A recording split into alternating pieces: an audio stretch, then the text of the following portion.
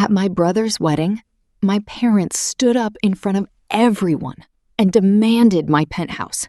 Not asked, demanded. They said I owed it to the family. They said everything I had was because of them. And then my grandfather, who had not spoken a word all evening, slowly pushed back his chair and stood up.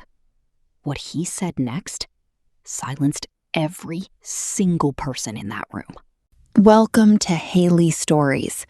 This is the place where you will find real and emotional women's stories that will touch your heart, make you feel seen, and remind you that you are never alone in what you are going through. If that is something you need in your life, then like this video, subscribe to the channel, and hit that bell icon so you never miss a single story. Now, let me tell you about the night my parents tried to take everything I had built, and the one person I never expected stepped forward and changed everything. My name is Alyssa Perret, and I am 29 years old. I want to start by telling you something that most people do not know about me, because I have never been the kind of person who leads with it. I own a penthouse apartment in the city. I bought it 2 years ago with money I earned entirely by myself, through 7 years of working in technology sales, starting at the bottom of a company that did not even have a proper office when I joined, and building my way up through every level until I was leading a team of 40 people and closing contracts that made my younger self feel dizzy to think about. I grew up in a house where money was always slightly out of reach. Not poverty, but the particular kind of financial stress that sits in the walls of a home and affects everything. The way people talk to each other, the things that go unsaid, the plans that get made and quietly abandoned. My parents worked hard. I understood that. I respected it. But somewhere along the way, their financial stress became something else. It became an expectation, a belief, never spoken out loud but present in everything, that my success was a family resource, that what I built was something they were entitled to a share of. I did not understand how deep that belief ran until the night of my brother's wedding. My name is Alyssa Perret.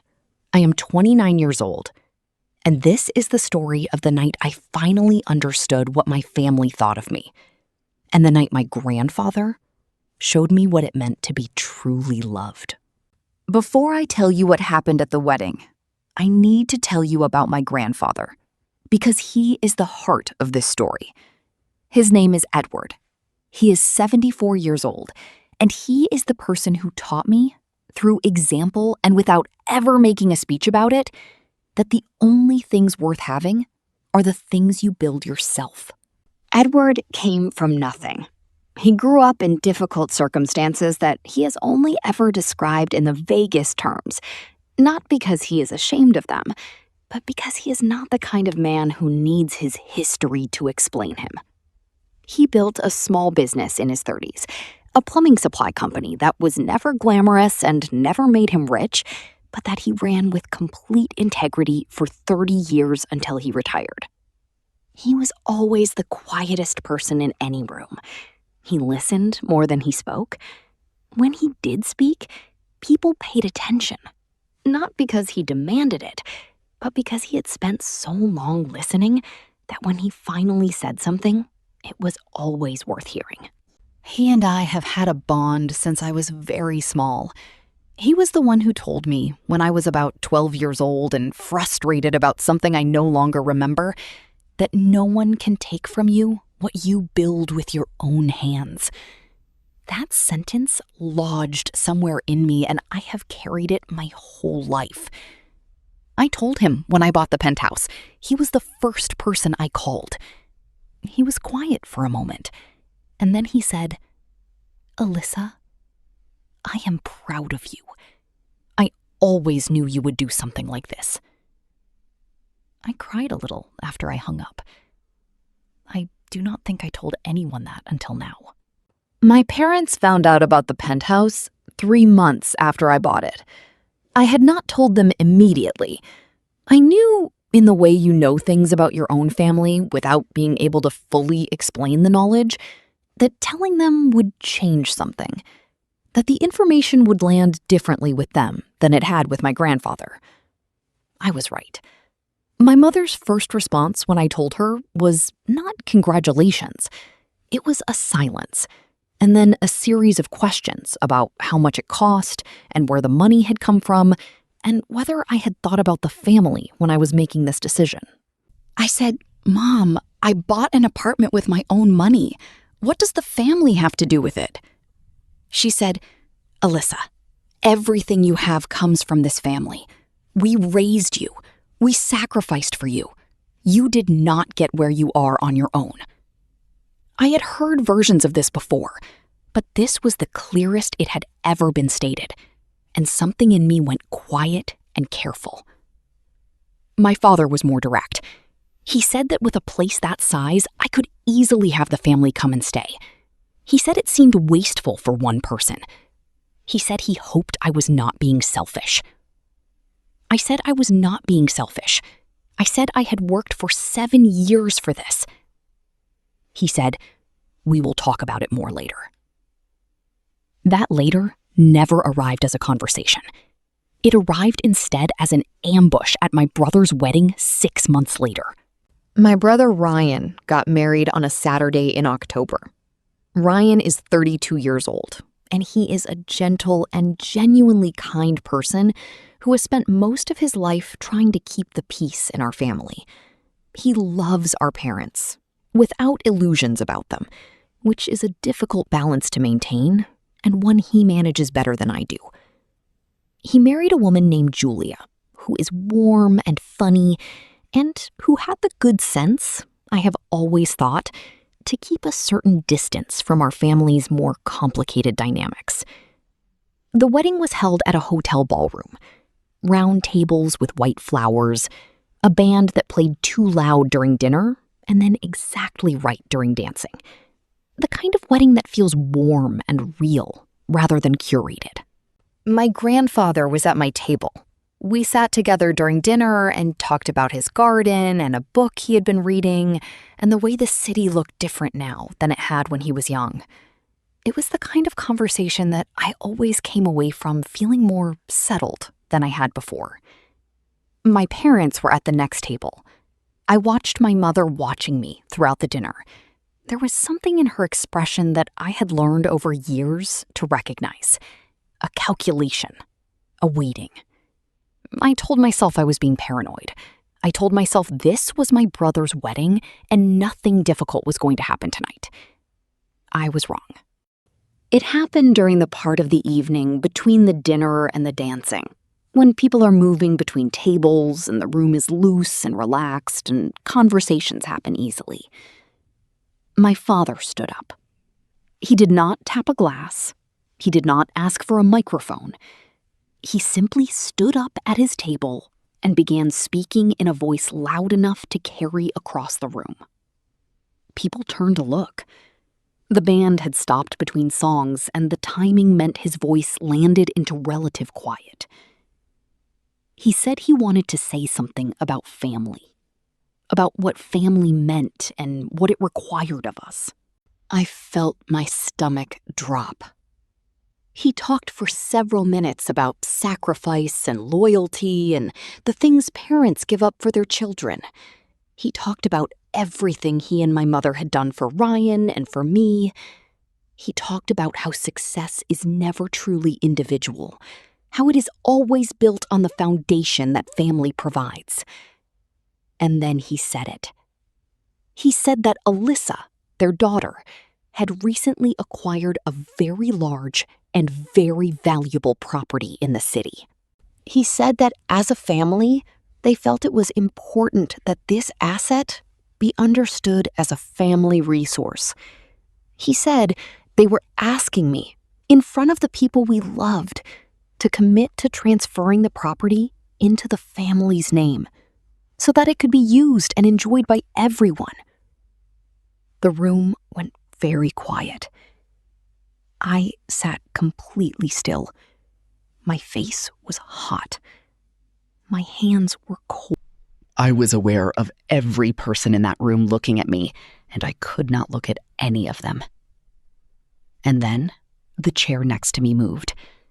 Edward pushed his chair back slowly. He stood up with the careful deliberateness of a 74-year-old man who has decided that something needs to be done and is going to do it properly. He did not raise his voice. He never raised his voice, but the room was already so quiet that he did not need to. He said, "I would like to say something." My father, who had clearly not expected this, said nothing. My grandfather looked around the room slowly, at the guests, at my parents, at Ryan and Julia at the head table, at me. Then he began to speak. He said he had been listening to what was just said, and he wanted to offer some information that he thought was relevant. He said that 7 years ago, when Alyssa was 22 years old and had just started her first job, she had come to him with a question. She had asked him whether he thought she could build something of her own, whether he thought she had what it took. He said he had told her yes. And then he said that he had watched her, from that day to this one, build exactly what she said she was going to build. Without help, without family money, without anyone clearing the path for her. He said, "I have watched this young woman work harder than anyone I have ever known. I have watched her earn every single thing she has, and I want everyone in this room to be very clear about something." He paused. He said, "What Alyssa has built belongs to Alyssa. It was built with her hands and her time and her sacrifice, and it belongs to her completely and without condition. And any suggestion otherwise is something I will not sit quietly for." My grandfather was not finished. He turned to my parents and he spoke to them directly and without anger, which somehow made it more powerful than anger would have been. He said, "I love you both. You know that. But I have watched you treat this daughter's success as something you are owed, and I have stayed quiet about it for too long. Tonight, I am not staying quiet." My mother started to say something. My grandfather held up one hand, gently, and she stopped. He said, "You raised Alyssa. That is true. And raising a child is real, and it is hard, and it matters. But raising a child does not give you ownership of what that child builds as an adult. Those are different things, and confusing them is something I need you to stop doing." He said, "Alyssa has never once failed to show up for this family. She has never once been anything other than generous and present and loving. What she has not done is hand over what she earned, and she should not have to." He looked at my father specifically. He said, "I built my business myself. You know that. And when I retired, I gave what I had to give freely and without conditions. I did not demand, I gave. Because giving freely is the only kind of giving that means anything." Then he looked at me. He said, "Alyssa, you have nothing to answer for tonight. Not to me and not to anyone in this room." Then he sat back down, and the room stayed completely silent for a very long moment. The silence lasted long enough to be something you could feel. Then Julia, my new sister-in-law, began to clap. Not a performance, not a statement. Just a woman who had heard something true and was responding to it honestly. Ryan joined her immediately. Then a few of their friends. Then more people. My parents sat at their table and did not move. I was looking at my grandfather. He had picked up his water glass and was taking a calm sip, as though he had simply made a small observation that required no further comment from him. I reached over and took his hand. He patted mine twice, the same way he had patted my hand when I was small and something had frightened me. The same gesture, the same steadiness. I did not cry in that room. I saved that for later. My father left the reception early. My mother followed him 20 minutes after a brief and visibly uncomfortable conversation with Ryan at the head table. Ryan hugged her and said something I could not hear, and she left without looking at me. The rest of the evening was strange and warm at the same time. People came to speak to me. Some of them said nothing meaningful, just touched my arm or smiled in a way that said, "I heard that, and I am on your side." Julia found me near the end of the night and hugged me for a long time without saying anything. Ryan found me last. He said, "I am sorry that happened at my wedding."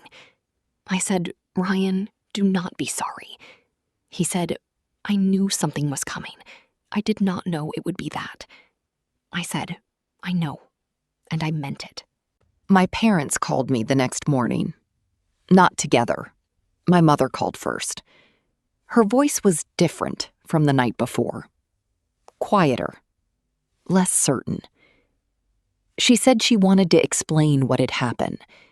She said it had not been meant as an attack. She said they were struggling financially and had been for some time.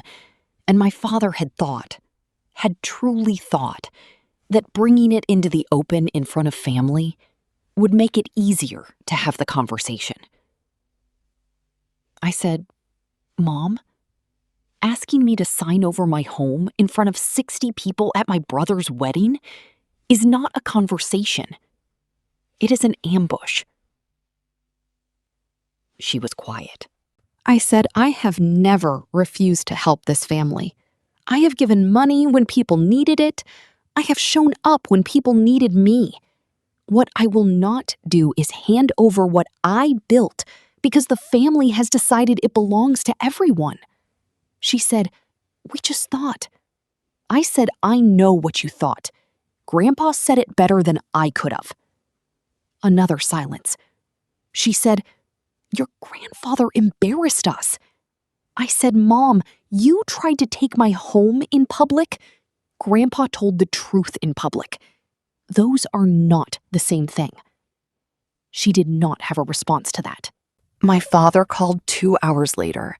His call was shorter. He said he had not handled it well. He said he was sorry for the way it happened.